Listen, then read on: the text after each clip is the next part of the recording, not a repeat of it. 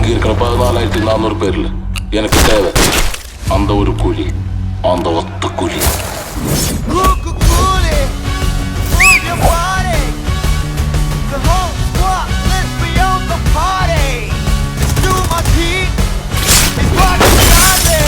இந்த தேவா பத்தி தெரிஞ்சிருந்தோ என்கிட்டயே விளையாடி இருக்க. அம்மா ஏய் இங்க தாண்டி இருக்கேன், எதுக்குடி ஏலம் போடுற? 1008 வேலை இருக்கு, சொல்ல வந்தது சீக்கிரம் சொல்லு. அம்மா நீ மகா கிட்ட ஏதாவது மளிகை சாமான் வாங்க சொல்லியிருந்தியா? என்னடி உளர்ற? 2 நாளைக்கு முன்னாடி தானடி மளிகை சாமான் வாங்கினேன். ஓ முன்னாடி தானே காசு கொடுத்தேன். கொடுத்தல்ல. ஆனா மளிகை கடையில இப்ப ஏதோ வாங்கியிருக்கா. அது ஏதாவது தேவைப்பட்டிருக்கும், வாங்கியிருப்பா. இதுக்காக தான் இந்த கத்து கத்திட்டு வந்தியா? மா 6,000 ரூபாய்க்கு பில்லு வந்திருக்கு. 6,000மா? என்னடி சொல்ற? நம்ம வீட்டுக்கு இப்போதைக்கு அவ்வளோ வாங்குறதுக்கு ஒன்றும் இல்லை. அவளுக்கு ஏதாவது வேணும்னாலும் இவ்வளோ பில் வர்றதுக்கு வாய்ப்பு இல்லை. எப்படி? மா ஒருவேளை அவங்க அம்மா வீட்டுக்கு ஏதாவது மளிகை சாமான் வாங்கியிருப்பாளோ? அது எப்படி வாங்குவா? ஏன் எதுக்கு எப்படின்லாம் உன்கிட்டயும் என்கிட்டயும் கேட்டுட்டு தான் செய்யறா பாரு உன் மருமக. அப்போ அவ வீட்டுக்கு தான் வாங்கியிருப்பான்னு சொல்றியா? வாய்ப்பு இருக்குல்ல. முதல்ல அந்த கடைக்காரனுக்கு ஃபோன் பண்ணி கேளு. என்ன வாங்கினா, எப்ப வாங்கினா, எதுக்கு வாங்கினா, எல்லா டீட்டெயிலும் எனக்கு இப்ப தெரிஞ்சாகணும். ஃபோன் பண்ணி கேளு. 6,000 ரூபாய்னா என்ன சும்மாவா வருது?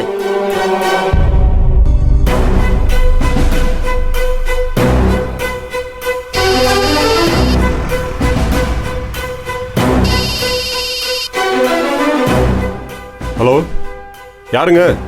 நான் வெண்ணிலா பேசுறேன், கௌரி அம்மா வீட்ல இருந்து. சொல்லுங்கம்மா. ஏதாச்சும் பொருள் கொடுத்து விடணுமா? அதெல்லாம் ஒண்ணும் இல்ல.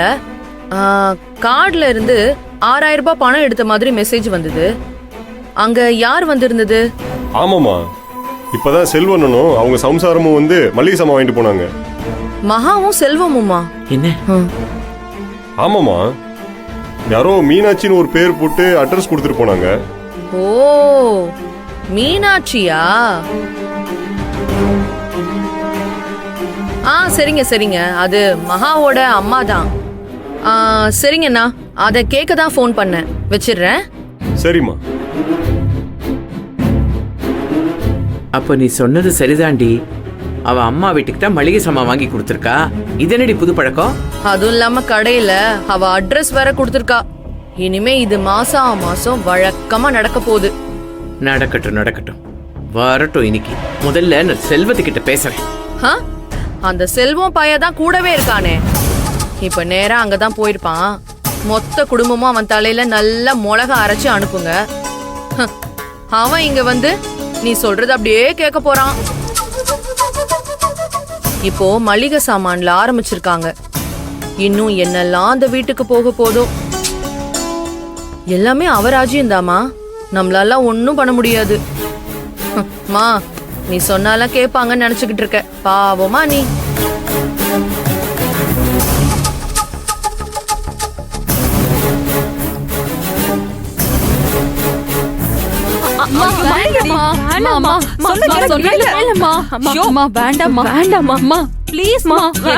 போறீங்களா இல்லையா? அம்மா சொன்னா கேளுங்கம்மா. இப்ப கைய விட போறீங்களா இல்லையா? அம்மா ப்ளீஸ்மா, வேண்டாம்மா.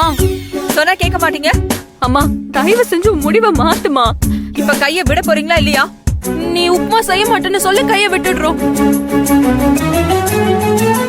ஏண்டி, உப்புமாவும் சாப்பிடுற சாப்பாடு தாண்டி. அதுக்காக தினமும் அதே சாப்பிட்டுக்கிட்டு இருக்க முடியுமா? டெய்லி உப்புமாவே குடுக்குறீங்க. ஒரு நாள் ரவை உப்புமா, ஒரு நாள் சேமியா உப்புமான்னு மாத்தி மாத்தி தானே உங்களுக்கு குடுக்குறேன். சரி விடுங்க. நேத்து நைட் அவிச்ச இட்லி மிச்சம் இருக்கு, அதுல இட்லி உப்புமா செஞ்சு தரேன். வேணாமா, ஏமா இப்படி பண்ற? எங்களை பார்த்தா பாவமாவே இல்லையா? ஏண்டி, என்ன பார்த்தா உங்களுக்கு பாவமா இல்லையா? வீட்டு நிலைமை புரியாத சின்ன பிள்ளைங்க மாதிரி நடந்துக்கிறீங்களே. ஒரு வீட்ல என்ன இருக்கோ அதை வச்சுதாண்டி சாப்பாடு சமைக்க முடியும். ரவைய வச்சு வேற ஏதாச்சும் செய்யலாம்ல. உப்புமா தான் செய்யணுமா? வேற ஏதாச்சும் வேணும்னா நீங்களே செய்யுங்க, எனக்கும் சேர்த்து சமைச்சு கொடுங்க. எனக்கு இன்னைக்கு லீவு. விடுங்கடி.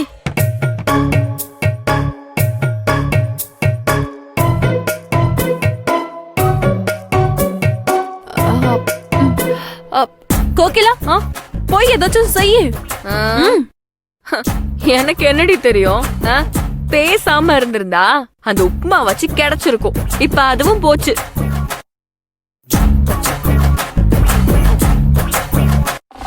அம்மாவும் செய்ய மாட்டாங்க, நீயும் செய்ய மாட்ட, எனக்கும் ஒண்ணும் தெரியாது. வேற யார் செஞ்சு கொடுப்பாங்க? நான் சமைச்சு கொடுக்கறேன்.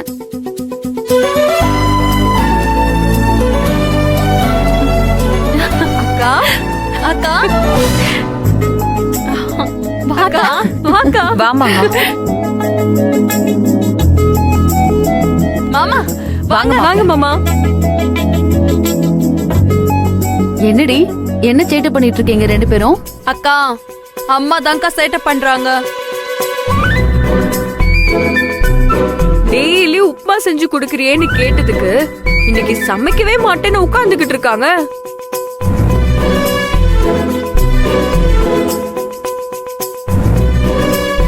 இந்தா இதெல்லாம் உள்ள கொண்டு போய் வை. என்னக்கா இது? மளிகை சாமான்.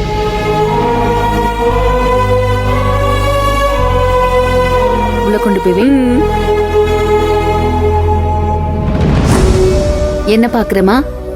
கல்யாணம் பண்ணிக்கிட்டு போனா நான் இந்த வீட்டு பொண்ணு இல்லன்னு ஆயிடுமா? ஏதோ மாவு பிசினஸ் சரியா போகலன்னு நினைச்சேன். ஆனா வீட்டு நிலைமை இவ்ளோ மோசமா இருக்கும்னு நான் நினைக்கவே இல்ல. இல்ல மகா, நாங்க நீ எதுவுமே சொல்ல வேண்டாம். வீட்டு கஷ்டத்தை என்கிட்ட சொல்லக்கூடாதாமா? என்ன பிரிச்சு பாக்குறல்ல நீ? ஐயோ கடவுளே, என்ன மகா பெரிய வார்த்தையெல்லாம் பேசுற? உன்னை எப்படி பிரிச்சு பார்க்க முடியும் எங்களால? அப்படின்னா ஏன் என்கிட்ட எதுவுமே சொல்லாம மறைச்ச?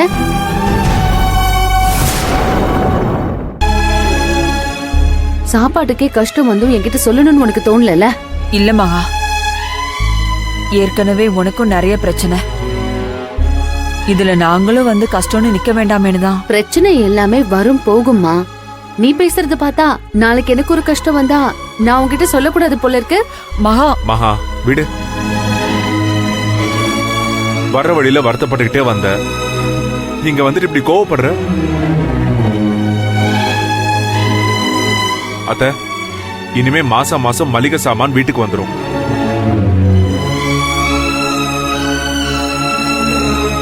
வேற ஏதாச்சும் தேவைப்பட்டாலும் கடை நம்பர் கொடுக்கறேன்.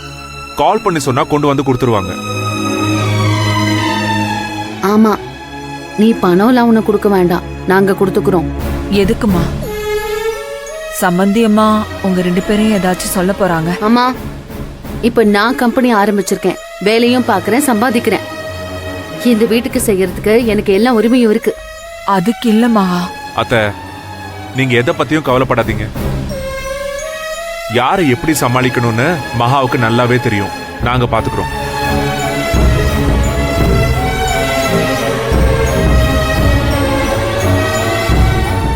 மகா, செம்மையா பசிக்குது.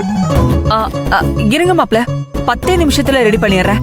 என்ன 10 நிமிஷத்துல உப்புமா சேவியா?